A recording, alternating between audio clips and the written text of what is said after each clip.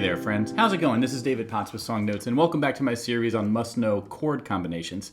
Today we're looking at these chords, our C, our F-add9, and our G. Now, off the bat, you might be like, what is that F-add9? That sounds scary. But it's just the opposite, in fact. When you're learning guitar and you're learning anything in the key of C, you typically are going to run into your C chord, your F major, and your G. Okay? These are the three major chords in the key of C major, so they're used all the time together. But this F, this barred F, is pretty tricky. But what we can do instead of using the full 6-string F is use this F-add9, right? It's different from the F in that we're adding our pinky to the thinnest string on the 3rd fret. And the cool part about these chords, these three chords, and why they're worth learning together is when you play the C, we're also going to have our pinky here on the thinnest string, 3rd fret. For the F-add9, our pinky stays there, and for the G, our pinky's also there. So you might have noticed it off the bat is that this one note is in the same place for all three chords, right? You might see this referred to as a pivot note, right, or a pivot chord, meaning this note is going to stay the same, but the other fingers are going to change, right? And that makes it easier to learn these three chords together because it's one less finger to worry about. And it also sort of anchors you to the guitar, right? Now with these three chords, there's a couple other reasons they're worth learning together, and it makes them easier to learn. Check this out, right? For the C and for the F-add9, our left index finger is going to stay still. It's going to be on that 1st fret of the 2nd string. Right? So all we're doing when we switch between the C and the F-add9 is we're moving these two fingers, right? On the C, they're on strings 5 and 4, 2nd and 3rd fret, and then on the F-add9, they're on strings 4 and 3, right? 2nd and 3rd fret again. And the cool part is, notice how these two fingers are diagonal from each other for the C, for the F-add9, and also for the G, right? The ring finger is always 1 string thicker and 1 fret higher. So all this is to say, when you learn these three chords together, you're kind of not having to do that much. It is true you need 4 fingers, and that can be tricky, and this will really put a hurting on your pinky if you don't have your calluses built up yet. But you have your C, you just move these 2 fingers over to play the F-add9, and then to play the G, you move these 2 fingers 2 frets thicker, and you take off your index finger, and you have your G, and you go back to your C. So your C is going to be the home base. In the key of C major, C is the sort of home base. It's going to sound like home. It's grounded, right? But these three chords are used all the time. Now the other chord I will introduce here, if you're able to practice it, is this A minor 7, right? It's an A minor, but we have this G note added. Again, that same 3rd fret note on the high E string. That makes it an A minor 7, because this note is a G, right? But it's used in the key of C, so it's going to be used all the time along with your C, and with your G, and with your A minor, and with your F, or your F-add9. And one final tip about the F here is this F-add9, you can attempt to use this. Whenever you need a normal F, you can try using this voicing. In a lot of cases, it'll sound just fine. So this is one of many easier ways to play the F chord. If you're looking for more non-bar chord versions of F that are simpler, I have a whole separate lesson with a whole separate PDF you can get, right? It shows you, if you want to do a sort of middle 4 strings version or a sort of baby F with the thinnest 3 or 4 strings. There's all kinds of options you have there. So let me show you some ways that you can use these chords, and along with some sort of riffs and exercises and fun things you can use just to noodle and add some spice and variety to your playing. And of course, there is a PDF available. It's 5 pages. It has the graphics for the chord shapes, but also the tabs and the finger positions for everything I'm going to show you. So check that out at my website, songnotes.net, and it'll help you out follow along with this lesson. All right, so let's get into it. So the first thing I recommend practicing with these or any new chords you're learning is this idea of bass note strumming. And the idea there is simple, is you put your left hand into the chord shape, right? And then from there, you're going to pluck just the bass note of that chord and then do a full strum, okay? So for the C, 5th string, strum, 5th string, strum, right? You can repeat it. Now you can use this when you're sort of doing your full strumming during a song, for example, right? To the F-add9, I'm using a little bit of a fancy fast strum here, right? But you get the idea. That bass note part's a helpful thing. So on page 2 of my PDF for this lesson, you see I have the tab showing you how to do it for the C. You just pluck the 5th string, then you do a full strum. For the F-add-9, you're going to pluck the 4th string, 3rd fret, and you do that strum, right? You could repeat it. And then for the G, you pluck the 6th string and do the strum. At first, you will find this a bit tricky to target that 5th or that 4th string cleanly, because you have to sort of pick out that string in the middle of this sort of jungle of guitar strings right here. But spend time with it. As you get more and more familiar, you'll be able to do it without looking at your guitar. It's just one of those things that muscle memory, you know, it has to be built up through repetition. Okay, so that's one thing you can do. Now, to add on to that, you could take the idea of bass note strumming and then do alternating bass notes. So that is something like this, right? For the C, we would maybe pluck the 5th string, do a full strum, and then we're gonna move our ring finger down to the 6th string, 3rd fret, and do a full strum as well. So these fingers are all staying on your C position, right? It's this ring finger in this case that's changing. Very common sort of trope here is for the C doing this alternating bass note. Now, as I move my ring finger down to the 6th string, I'm gonna mute the 5th string, meaning this finger is gonna lightly touch it. That's why I have that X in the tab. That just means it's muted. We're not pushing it down, but we're also not making any noises with it, right? So for the F-add-9, the cool part is it's a super similar concept. You pluck the 4th string, strum, and then move that ring finger to the 5th string, 3rd fret, strum again. Okay, and you could sort of just do the C and the F-add-9. I'm just sort of freely strumming here, practicing these. You can do it faster, slower, whatever you want, right? But this is just going to show you that you hear this sort of sound in lots of songs, right? Now, for the G, it's going to be a little bit different. We're going to go from the 6th string to the 4th string, right? The reason we're going to the 4th string is it's going to be a D note. And the D is the 5th in the G major, right? This is our 1st and this is our 5th. And whenever you're doing alternating bass notes, typically you're gonna go between the root, which is the 1, and then the 5th degree of that scale, right?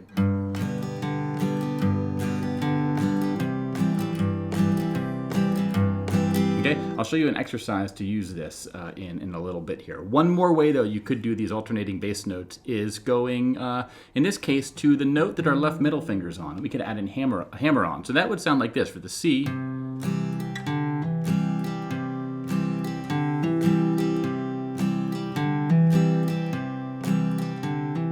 So what I'm doing is I'm going from the 5th string to 4th string, 5th string to 4th string. And my left hand is just staying in that C position, right? Now, but when we get to that 4th string, for extra credit, what you can do is do a hammer on, right? So I'm gonna pluck that 4th string open and then hammer on my left middle finger.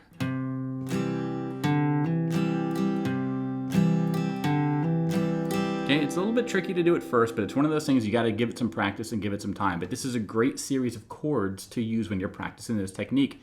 And here's why. It's for the F-add-9, it's the same exact deal. You're gonna go from 3rd fret on the 4th string, and then 2nd fret on the 3rd string, which is where our left middle is already, but we're gonna do that hammer on. So from open to 2nd,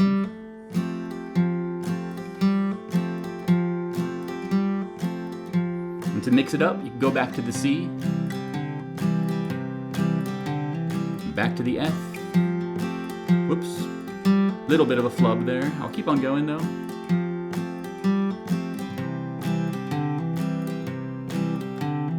Okay, a nice thing to practice. Again, it's going to work on targeting the right bass note with our picking hand, which is tricky. Again, you have to spend time with it. But then finally there's the G, and you can do the same thing. We're going to go from 6th string to 5th string this time, and we're going to hammer on that middle finger note. So really our middle finger is on these chords anyway. And the whole idea with this sort of little mini exercise I'm showing you here is you can do the hammer on wherever your middle finger is. And you can sort of improvise around.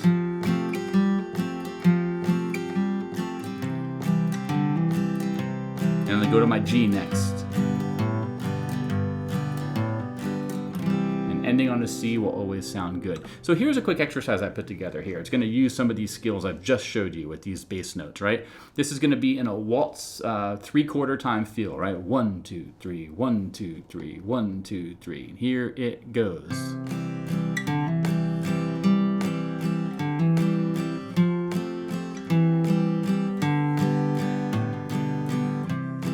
Do it again.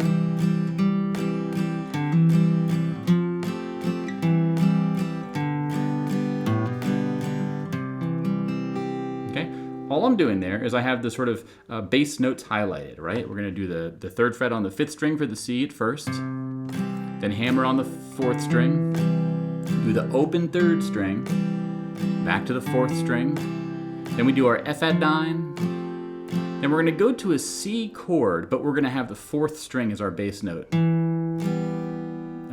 I took off some fingers there, so it's F-add9 to C, then the 4th string open, but that's gonna be over a G chord, 5th string, and then we end with the C, or you can repeat the entire thing there, right? So you're gonna notice that on those last 4 measures especially, I'm not doing the full G. You can if you want to, but I'm just sort of strumming the thinnest 4 strings of the G. And for that last, the C, that's the 3rd or 4th to last measure, I'm again only doing the thinnest 4 strings. And the idea there is I want those bass notes to sort of tell the story as far as the low end of things go. The strums are just really for those thinner 3 or 4 strings. Okay, so one more time.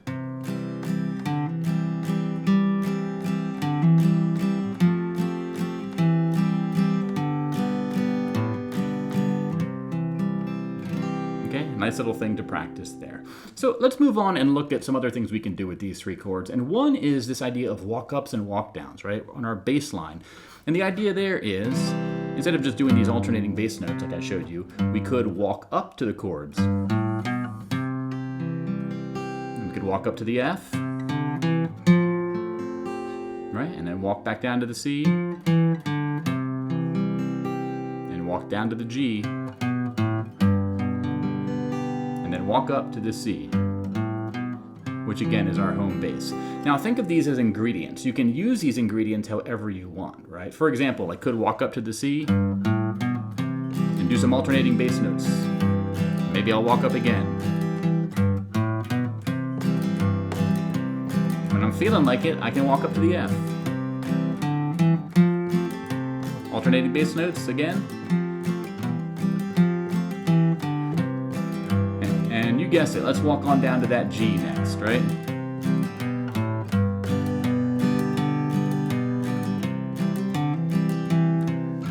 A little bit of a sloppy ending there, but when you're improvising, it's okay. Play around with things, right?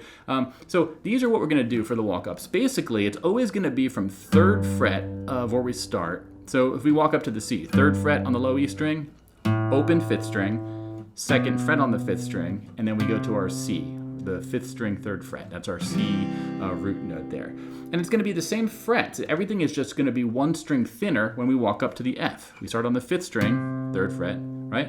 Then 4th string open, 2nd string, 2nd fret of the 4th string, and then 3rd fret of the 4th string for our F root note. Now, if you're wondering where I'm getting these notes from, I have a separate lesson all about walk-ups and walk-downs, and the short answer is whatever key you're playing in, these are just coming from that major scale. That's the simplest way to say it. Now, in the other lesson I show walk-ups in all the major keys and show you how to kind of do the same walk-ups up to the 4, down to the 1, down to the 5, and back up to the 1, but in different keys with the major scale on that PDF. So that's another lesson I have. It explains that whole thing there, right? So again, this is a very common sort of trope you hear in lots of songs. Check out that other lesson if you want to sort of learn that. It's really, really helpful to know. This is used in all sorts of music. One little exercise I have written up as part of this lesson is going to look like this, right? We're going to do...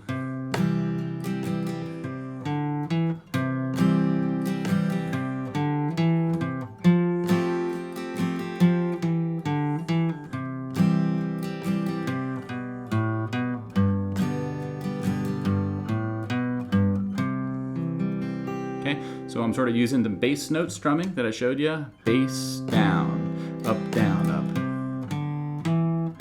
And we do that little walk-up phrase. 3rd, 2nd, open 2nd, 3rd. 3rd, 2nd, open 2nd, 3rd. 3rd, open 2nd, 3rd. And we end on a C, or then you could repeat the entire thing. So I have this tab in my PDF as well if you want to follow along. But this is just taking some of those concepts, combining them together, right? And I just sort of made this up to show you a good exercise to practice. But the idea is you can combine these in all kinds of ways, okay? All right, so let's move on. There's one more big concept I want to show you with these chords, and that is this idea of With each of these chords, we can add or remove just one finger from each chord, and it creates a really cool sound. So for example here, you know how our left index finger is on the C, it's on the F-add-9, it's gonna be on that A minor 7 if we learn that one, right? So those 3 chords all have our finger here in the 2nd string, 1st fret. Now, what we could do for those chords is sort of add and remove that finger as part of our just general playing, and it's gonna create this cool sort of vibe with things. So for the C, for the G, we could add that finger, right? Add it, remove it, and then maybe go to the F-add-9. Back to the C, A minor, F. I'm just sort of freely messing around.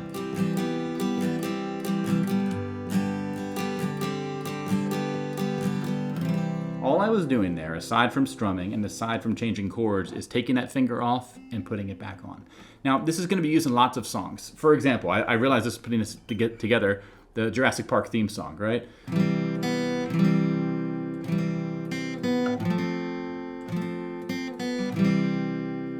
I don't know how it goes after that, but that da-da-da. That's one example. There's a few other examples, but let me show you another one we can do here is with our left finger. Okay, I already showed you the hammer-on thing, right? Instead of doing the bass note sort of strumming though, we're gonna use just general strumming. This is our C. Right? F-add-9. Back to the C. Now we can go to the A minor. In this case, we'll have to take off our left ring finger.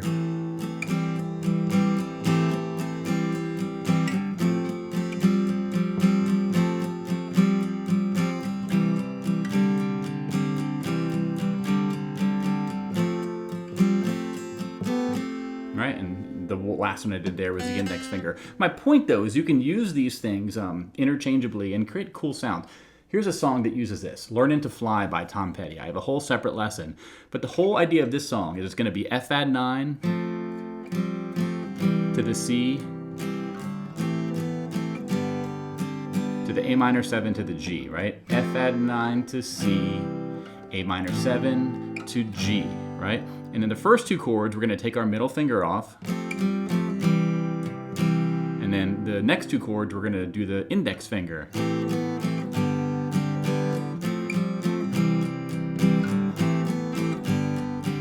Started out, God knows when. I'll skip ahead. I'm learning to fly, but I ain't got wings. Coming down is the hardest thing. I messed up. The cool part is, though, I have a separate lesson teaching that song along with a song sheet if you want to learn that one. Another song that does this is Wilder Days by Morgan Wade.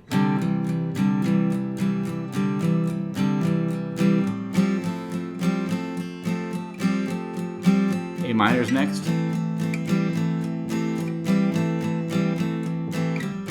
F-add-9, then to the G. Said you hate the sound of cigarette smoke. I have a lesson on that one as well. That's a great song. Morgan Wade is a fantastic artist. So again, this is a trope that's used anytime you're playing in the key of C. Removing your index finger or your left middle finger is going to be something that's super common, right? I have a little exercise I want to show you here along these lines. This is actually, when I was back in college, the first song I ever wrote used this riff. It was going from a C to a G, using these voicings I'm showing you in this lesson, to our A minor 7 to our F-add-9. But what I did is I realized for each of these chords, I could add, I could go from the 3rd fret on the high E string to the 1st fret on the 2nd string, take off that 2nd string note and go back to it. And I could do that for all 4 chords. And then the sort of riff I came up with sounds like this.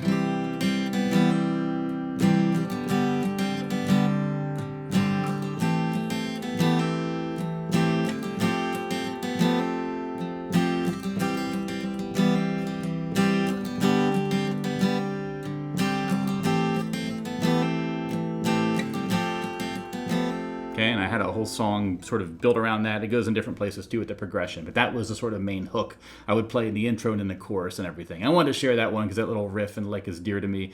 And it's an example of when you're learning guitar, you start to connect some of these dots, right? And along with the teachers that help you, hopefully this video is helping you realize some of these things. But these little tricks they're there for every group of chords you learn, and it's just a matter of sort of discovering them or having someone show them to you. So I hope this is helpful.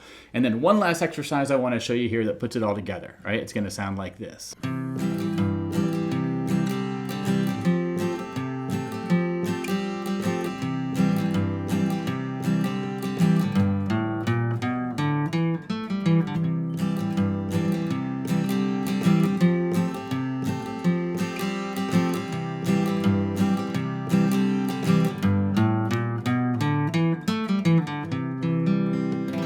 Okay, so again, I'm combining a little bit of everything. We have the alternating bass notes, okay?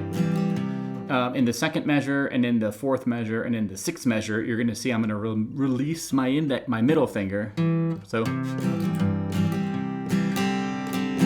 right, I'm gonna release it for 2 strums. That's highlighted in blue there. Right?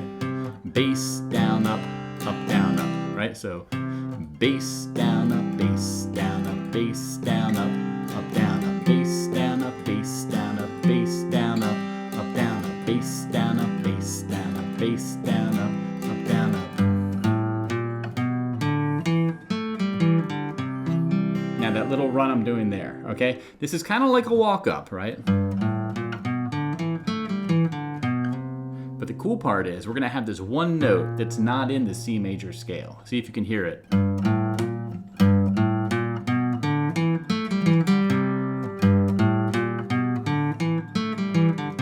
Right, this note. This is a B flat, not in the C major scale. But what it's gonna do is create this sort of chromatic walk up from this A to this B flat to this B, right? Chromatic means it's notes that are all consecutive in a row within pitch, right? This open 5th string, 1st fret 5th string, 2nd fret 5th string. Those 3 notes are all like next to each other. You can't get in between them as far as the fretted notes go, okay? So that creates a nice little bit of a bluesy country vibe here. Right? And then we're going to sort of walk it up and then walk it down really quick. So 3rd fret, 6th string, open to 1st to 2nd on the 5th string, okay? Then open to 2nd on the 4th string, and then quickly we're going to go from 2nd to open on the 3rd string, and then 2nd to open on the 4th string before we end on a C chord, or you could start the whole thing over again. Okay, so that's going to be one exercise for you there. That's on page 5 of my song sheet. And one more song that uses a lot of this stuff is Catch the Wind by Donovan, right? And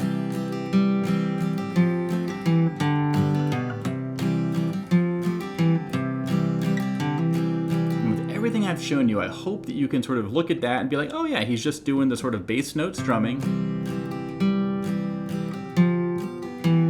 A little bit of a walk down there. But all I'm doing otherwise is using that C, that C-Fadd9, and that G chord. Okay, so I'm going to end it with this, y'all. Check out get the PDF if you don't have it already. It's over at my website, songnotes.net. It shows you all these exercises with tabs and everything. If you want to follow along, you want to do this yourself, it's great fun to play along with. And check out my other videos on these must-know chord combinations. Again, when you're learning guitar, any chord you're learning, for the most part, is going to have chords right next to it that make sense to learn at the same time, right? It's just a great way to sort of get a lot more mileage out of your tank when you're practicing. If you're learning this chord, hey, if you learn this one variation of this other chord, you can use those chords together. They're used in lots of songs together, and when you're practicing, it's more fun. So that's the whole idea, is I want to help show you the way with these chords that you can combine. And this C, and this C-Fadd9, and this G are a perfect example of that. Okay, so thanks for watching. I'll see you in the next one, and hopefully I'll see you at my website, songnotes.net. I have a membership program over there as well, lots of additional lessons and everything for those of you who are looking for that. So thanks, and I'll see you in the next one, my friends. Take care, and bye-bye.